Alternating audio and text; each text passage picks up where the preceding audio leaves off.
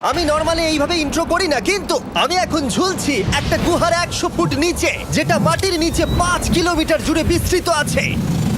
আর আমরা এটা পছন্দ করি বা না করি, যখনই আমি আর আমার বন্ধুরা মাটি টাচ করলাম, আমরা অফিসিয়ালি এখানে আগামী 7টা দিন কাটাতে চলেছি। বাবারে, এটা আমার জীবনে করা সবথেকে ভয়ঙ্কর জিনিস। প্রথমত, আমাদের এখন এখান থেকে অনেকটা দূরে যেতে হবে। কেন? যদি ঝড় বৃষ্টি হয় তাহলে এই পুরো জায়গাটা জলে ভরে যেতে পারে, আর সমুদ্রের মতো ঢেউ এসে সবাইকে ভাসিয়ে নিয়ে যেতে পারে। সেই জন্য আমাদের আরো ভিতরে যেতে হবে একটা বেস ক্যাম্প বানানোর জন্য। ভাই এটা পুরো পাগলাম। এটা একটা অন্য জগৎ মনে হচ্ছে। এই কেভ এন্ট্রান্সটা হয়তো দেখতে সুন্দর, কিন্তু দেখে যা মনে হচ্ছে আসলে তা নয়। আর আমরা হয়তো জানি না যে আগামী 7টা দিন আমাদের জীবনের সব থেকে কঠিন সময় হতে চলেছে। সব থেকে বাজে ডিসিশন। ঠিক আছে, আর কিছুক্ষণের মধ্যেই অন্ধকার হতে চলেছে। ক্যাম্প না করলে আমরা বিপদে পড়বো। আমরা কোথায় যাচ্ছি সেটা কি বলবে? আমাদের ক্যাম্প সেটআপের জন্য একটা ফ্ল্যাট গ্রাউন্ড খুঁজতেই হবে। কেভের ভেতরে ঢোকার পরে আমরা এমন একটা জায়গা খুঁজে পেলাম যেটা অনেকটা উঁচুতে থাকায় আমরা জল থেকে সুরক্ষিত থাকতে পারবো। তার মানে এটা ক্যাম্পের জন্য পারফেক্ট। পারফেক্টটা একটু বেশি হয়ে গেল। মোটামুটি বলা যেতে পারে। ঠিক আছে, ক্যাম্পের জন্য মোটামুটি। প্রথম দিনের বাকিটা আমরা কাটিয়ে দিলাম আমাদের জিনিসপত্র আনতে। প্রত্যেকটা ব্যাগের ওজন প্রায় 80 পাউন্ড। আর যেমনটা তোমরা ফুটেজে দেখছো, আমরা এটা করতে 4 ঘন্টা লাগিয়ে দিলাম। এখান থেকে যাওয়া খুব কঠিন। তারপরে আমরা সবাই বেস ক্যাম্পে ফিরে গেলাম। ঠিক আছে, আমরা এখানে লাইট লাগিয়ে দিলাম। আমাদের সব জিনিসপত্র হোম বেসে চলে এসেছে। একটু ক্যামেরাটা ওদিকে দেখাবে? ওদিকটা কিন্তু ভয়ানক অন্ধকার, আর সবসময় এরকমই থাকবে। তাই আমরা ক্যাম্পিং গ্রাউন্ডের জন্য খুব বেশি কিছু করতে পারলাম না। কটা ফুটো করে দড়ি টাঙিয়ে দিলাম। এটা ধরো আর ওঠো দেখি। মনে হচ্ছে আমাদের হ্যামকগুলো ভালোই সাপোর্ট পাবে। আর তারপরে আমাদের সার্ভাইভাল গাইড জোয়ের সাহায্যে আমরা হ্যামক টাঙালাম। এই সরু দড়িটা আমার হ্যামকটাকে ধরে রাখবে। হ্যাঁ। ডিনার খেয়ে আমরা প্রথম রাত্রি ঠান্ডার জন্য তৈরি হলাম। আমি মিথ্যে কথা বলবো না, আমি যতটা ভেবেছিলাম তার থেকে এই হ্যামকটা অনেক বেশি কমফোর্টেবল। এই আমি তো আমার চমকেই হাতটা তো গেছিলাম। বড় কেন ভাই? এই কেভটা 2.5 কিলোমিটার ডিপ, আর আমরা এখন এন্ট্রান্সের কাছেই ক্যাম্পিং করছি। কাল আমরা অনেক কিছু এক্সপ্লোর করব। তোমরা কেমন ঘুমালে? ভয়ঙ্কর। ঘুমই হয়নি। এটা সত্যি একটা অস্বস্তিকর পরিবেশ। কেবের উপর থেকে অনবরত আমাদের উপরে জল পড়েই যাচ্ছিল, তাই উপরে একটা প্লাস্টিক চাপালাম, কিন্তু তাও আমাদের হ্যামকের উপরে জল পড়েই যাচ্ছিল। একটা আইডিয়া আছে, চলো শেল্টারগুলোকে ভালোভাবে তৈরি করি। আমার মনে হয় এই প্লাস্টিকগুলোকে জুড়ে দিলে আর জল পড়বে না। বাহ, তুমি তো জিনিয়াস। আমি শুধু একজন ইউটিউবারই নয়, ঠিক আছে? আমার হ্যামকটা এটার উপরে ঝুলছিল।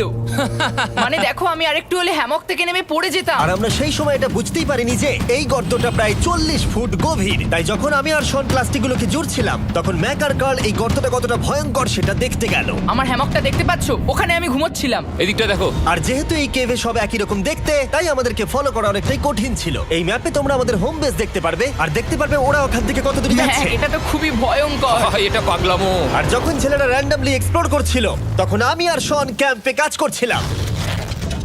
এই স্লিপিং ব্যাগটা এখানে কেন পড়ে? কারণ এটার থেকে পিয়ের গন্ধ বেরোচ্ছে। ইয়া, এটার থেকে শেখা উচিত স্লিপিং ব্যাগ ভাড়া নিতে নেই। আমরা স্লিপিং ব্যাগ কেন ভাড়া আমি- নিয়েছি? কেন আমি আমরা জানি না। স্লিপিং ব্যাগগুলো কিনে আনতে পারলাম না? আর তারপরে আমরা এই দুটো প্লাস্টিককে জিপ টাই দিয়ে জুড়ে দিলাম। কিছু মনে করো না, এই দড়িটার উপরে আমার জীবন বাজি আছে। আর তখন ওইদিকে ম্যাক আর কার্ল তখন ওই গর্তের মধ্যে। ও মাই গড, ম্যাক! আর শেষ পর্যন্ত ওরা একদম নিচে পৌঁছে গেল। এই! আমি তো ভাবলাম সবাই ক্যাম্প নিয়ে কাজ করবে। আমরা শুধু দেখাচ্ছিলাম জায়গাটা কতটা ভয়ঙ্কর।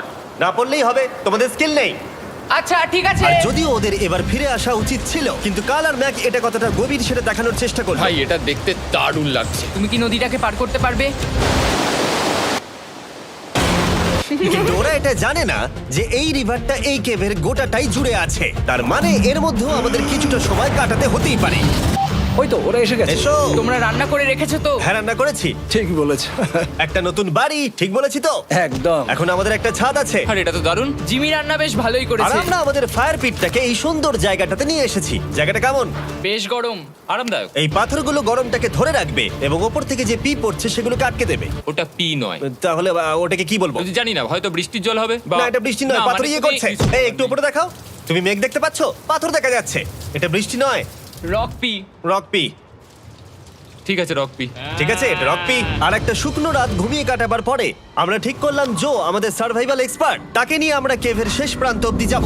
Cave, cave! Cave, cave, cave! Cave.